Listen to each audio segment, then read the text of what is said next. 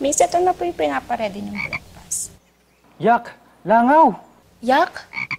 Eh, di ba palaka ka? Yung palaka kumakain ng langaw. So, yun yung pinahanda ko. Pero ayoko nga niyan.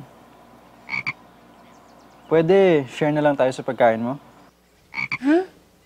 Arte? Okay, sige, fine. Ito na. Wala nang magawa ang senyorita. Gustuhin man niyang sirain na ang deal nila, hindi na pwede. Ka. Lalo na't mismong ama niya ang nagtulak sa kanya upang tuparin yun. Araw-araw na silang magkasama, ni palaka. Hanggang sa naging magkaibigan sila.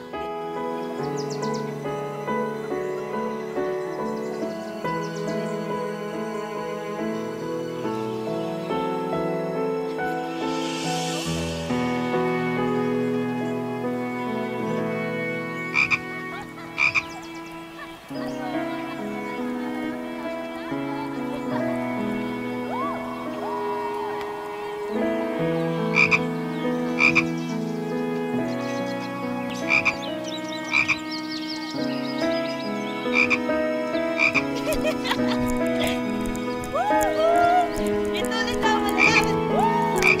Ako ulit na